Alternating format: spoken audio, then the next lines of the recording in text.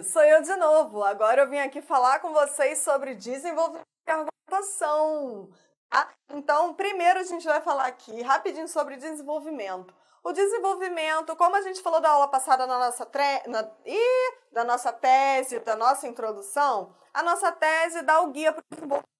Não é isso? No desenvolvimento, a gente vai defender o nosso ponto de vista, a gente vai defender a nossa tese. Então, o desenvolvimento normalmente vem com dois parágrafos. Desenvolvimento, a gente vai desenvolver usando fatos, dados, fontes confiáveis e, principalmente, seguindo a nossa tese, tá? Isso é muito importante. O que são os argumentos? São as fontes confiáveis. Então, a gente pode usar notícias, a gente pode usar jornal, a gente pode usar dados históricos, a gente pode usar estatísticas, né? Então, a gente vai ver aqui neste módulo como desenvolver um argumento bom para você usar com a sua mãe, com o seu pai e no Enem. Vamos lá. Desenvolvimento. O desenvolvimento do texto dissertativo, olha só, consiste em defender um ponto de vista, a tese. Então, o ponto de vista é aquilo que a gente criou na aula passada, é a nossa tese, é o que a gente vai defender, né? O que a gente vai expor ali para convencer alguém de algo que a gente está falando, com base em fatos e informações relevantes ao tema proposto. Então, sabe quando você está discutindo com alguém e a pessoa fala assim, mas você não tem argumento. É exatamente isso. Sim, querido, senta aí que lá vem história. Então, é basicamente isso. Você vai usar o argumento, você vai chegar e falar assim, eu tenho argumento sim, porque eu via, tá, lá no IBGE, que 24% das pessoas, aí a pessoa já fica, e é isso que a gente vai usar como argumentação. A argumentação, ela parece uma coisa muito fora da nossa realidade, mas a gente usa a argumentação o tempo inteiro.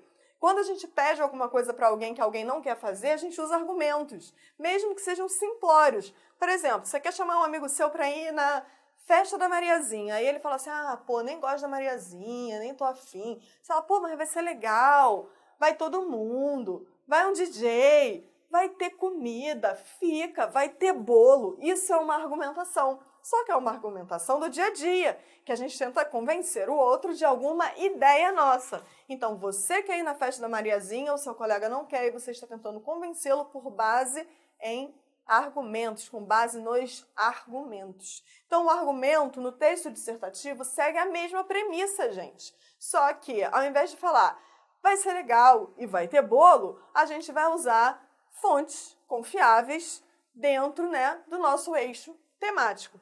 Algumas ideias para usar no desenvolvimento, na junção dos parágrafos ou entre os períodos, são essas forminhas aqui, ó. Vale lembrar, cabe ressaltar, é importante notar, pode-se inferir, cumpre mencionar, é válido perceber. É obrigatório usar isso? De forma nenhuma. O seu texto é livre para você conseguir fazer da melhor forma possível, se expressar da forma mais coerente, clara e objetiva possível. Essas são só algumas dicas que, às vezes, na hora que a gente está escrevendo, a gente fala, como é que eu vou ligar isso com aquilo, né? O tico com o teco. Então, é bom a gente sempre estar de olho nos conectivos. Belezura? Vamos ver aqui.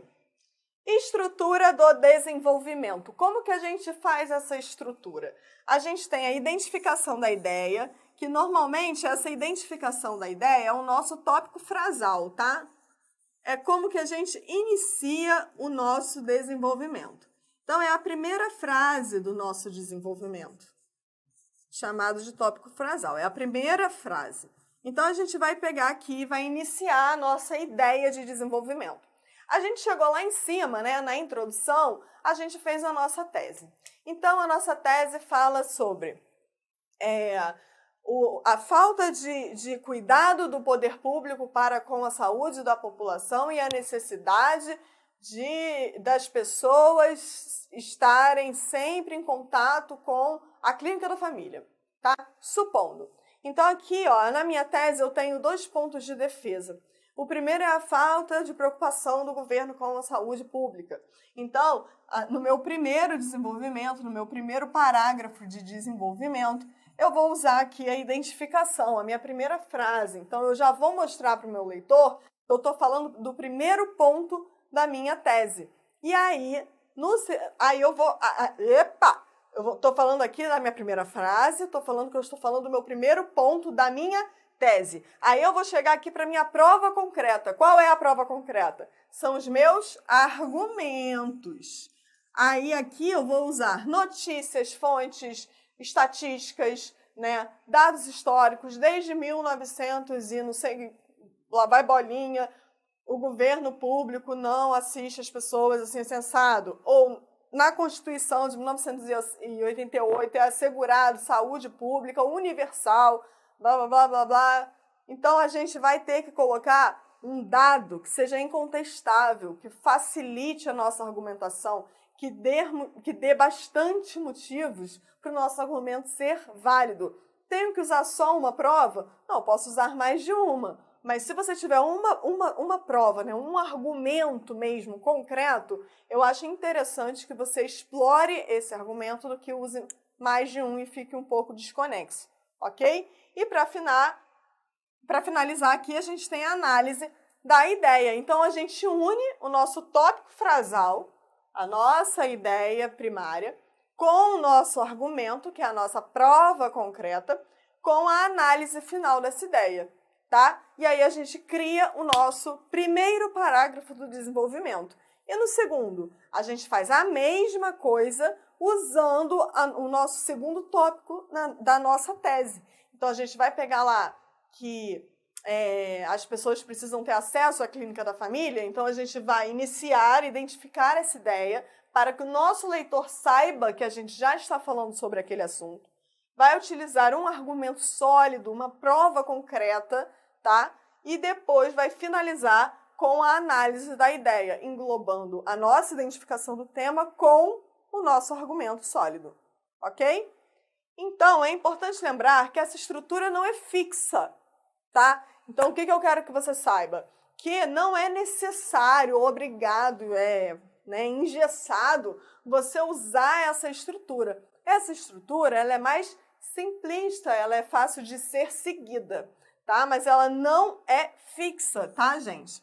Porém, deve haver todo o conteúdo da fórmula, veja que fórmula está entre aspas, para executar um bom argumento. Então, assim, eu quero começar o meu argumento usando a prova concreta para depois identificar a minha ideia? Posso? Pode, deve, faz. Contanto que a sua escrita esteja boa, esteja fácil, coerente, objetiva, olha, meu amor, tá liberado, beleza? Pode fazer da forma que for melhor para você desenvolver o que você está refletindo.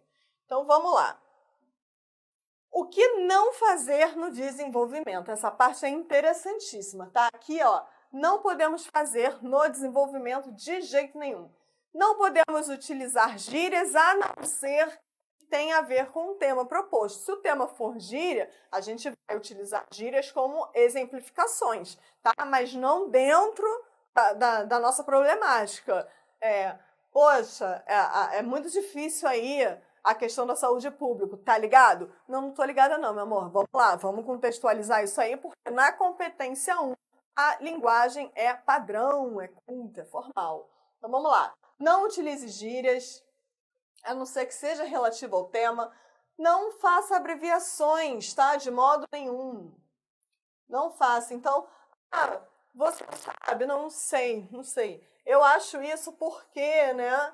Até porque eu acho, a gente não pode falar de forma nenhuma, né? Também, tá errado, né, gente? Tá errado, não pode. Então, na hora que a gente estiver escrevendo, podemos usar gírias? Não. Podemos fazer abreviações das palavras? Não. E se a gente for usar siglas? Se a gente for usar sigla na primeira vez, por exemplo, eu vou falar aqui do, sei lá, FGV. De acordo com pesquisa da FGV, e o que é FGV? Aí eu vou ter que botar entre parênteses, tá? Fundação Getúlio Vargas. Ok. Então, o primeiro momento que eu for utilizar esta sílaba, eu tenho que colocar o que ela significa entre parênteses. E nas outras vezes, se eu for usar ela mais de uma vez, aí na segunda vez você já pode usar apenas o FGV, tá bom? Show de bolota. Bem, não podemos utilizar frases e expressões clichês, é bem chato, tá? Como atualmente, hoje em dia, os jovens são o futuro do país. Então, são essas frases que já são rotineiras a nossos ouvidos, que não formulam uma ideia, que não geram expectativa, né? E esses termos, como atualmente, hoje em dia, estão fora. Então, a gente tem que colocar coisas novas, saber usufruir do nosso vocabulário de forma a ficar um texto inovador, tá? Uma coisa interessante, perceber que o aluno, o escritor, está pensando de fato naquele texto e não simplesmente fazendo no automático, ok? Então vamos lá. Fuja de provérbios e ditados populares para defender seu ponto de vista. Então, assim, chegar no final do seu desenvolvimento e falar assim, como dizia minha avó, né? Tem pé cansado aí, chinelo velho pro pé cansado. Não, gente, não faz isso não, tá bom? Não faz isso não. Né? Não é bom fazer o quê? Nunca gerar esse tipo de situação, essa metáfora final com ditados populares, porque o seu texto passa a ser, né, uma coisa mais... não é nem mais, né? Menos interessante. Tipo, nossa, finalizar o texto com um provérbio. Pode usar provérbio no texto? Pode. Não como dizia minha avó, né? Mas a gente pode usar provérbio no texto? Pode. Contanto que a gente tenha uma analogia muito interessante, né? Ou que tenha a ver com o tema proposto. Beleza? E aqui, ó, para finalizar, nós temos o uso de palavras excludentes. Então, todo, ninguém, cada, esse tipo de palavra exclusivamente, tenha cuidado.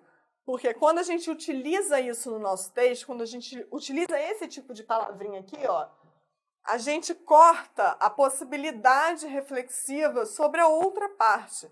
Então, normalmente, a gente usa o quê? A maioria, né? Quase toda a sociedade. Então, por quê? Porque pode existir aqui no seu todo, pode existir alguém que não. Entendeu? Então, quando você exclui qualquer possibilidade de pensamento sobre aquilo, o seu leitor já fica mesmo. Só que não é mesmo. Então, você tente evitar as palavras excludentes. E aqui, para finalizar, a mesma coisa com palavras diferentes. Então, por exemplo, eu estou lá escrevendo meu argumento, linda e bela, não sei o que escrever no segundo, então vou escrever a mesma coisa, só vou alterar aqui a ordem, né, usar umas palavras novas, abusar de sinônimos e achar que estou o quê? Malandrona. Poxa, não faça isso. Faça com seriedade os seus argumentos e não encha a linguiça. Gente, linguiça só no pão, tá bom? Não encha a linguiça. Vamos lá. Formas de desenvolvimento. Os parágrafos bem relacionados trazem a identificação do tema, do tópico frasal de cada ideia. Ou seja, a primeira fase do parágrafo de desenvolvimento deve trazer a ideia sintetizada que será abordada ali. A gente estava falando sobre isso no slide anterior. Então, o tópico frasal traz a sua ideia, o que você está escrevendo, e ele é muito importante na identificação dos parágrafos de desenvolvimento, beleza? Então, quais são as formas que eu posso fazer esse desenvolvimento que fiquem legais? Bem, a gente tem aqui, ó, causa, consequência, confronto e conceituação. Bem, na causa, ó, a gente pode desenvolver acontecimentos que levaram o acontecimento do que você está defendendo. Então, a gente pode falar o porquê, né? O porquê que isso está acontecendo. Poxa vida, ó, isso aqui que eu estou defendendo por quê? Porque tananana, tá? Na consequência, eu quero desenvolver o acontecimento que levaram à razão da vinda desse que você está defendendo. Então, você está na consequência. Isso aconteceu por isso, ó. Por isso, tananana. Então, ó, fulano fez não sei o que e por isso eu estou fazendo não sei o que lá. Então, você está trabalhando com consequência, né? Você está trabalhando após o fato, certo? A gente também pode usar o confronto, né? A gente pode desenvolver análise de forma a afrentar os posicionamentos. Então, você vai afrentar mesmo, você vai estar ali no confronto. Ó, isso aqui está acontecendo, mas não era para estar. Entendeu? Não era para estar. Então, você pode utilizar? Pode. É a forma mais fácil de criar um desenvolvimento? Não, né? Claro que não. Por que não? Porque a segurança do tema tem que ser extremamente forte, tá? Para conseguir fazer esse confronto. Pode fazer? Claro que pode. Treino em cima de treino, treino em cima de treino. A melhor forma de tirar uma nota boníssima na redação é treinar, ok? E a conceituação, que é desenvolver com maior complexidade conceitos da análise a ser defendida na argumentação. Então, vamos supor que você chegou ali na sua introdução e você usou conceito para fazer, né? A sua introdução, você usou a contextualização mais o contexto, mais o conceito de dicionário, social, cultural, não tem problema. Então, você usou esse tipo de introdução e você quer manter no seu desenvolvimento. Pode fazer? Pode. Só que na hora que você for desenvolver isso, você precisa desenvolver com maior riqueza de detalhes. Você precisa colocar mais ideias, você precisa colocar mais provas, né? Mais sofisticação na hora de desenvolver esse conceito para que não pareça repetição de ideias. Ok? Então, vamos que vamos para a nossa proposta de redação 3. Mais uma vez, lembro a vocês que os textos da coletânea estão na nossa apostila, certo? A redação mantém o mesmo padrão do Enem, como todas as nossas redações aqui do curso, e hoje o tema proposto é a resiliência frente a desastres naturais. Lembrando que aqui, ó, a gente tem um tema sobre meio ambiente, tá? A gente está falando aqui sobre meio ambiente, mas na hora que você for fazer a sua redação, você precisa utilizar eixos temáticos, tá? Então, você pode falar sobre sociedade, você pode falar sobre saúde, você pode falar sobre educação, sobre política internacional. Então, é basicamente isso, galera. Façam a redação, treinem bastante e a gente se vê no módulo 4.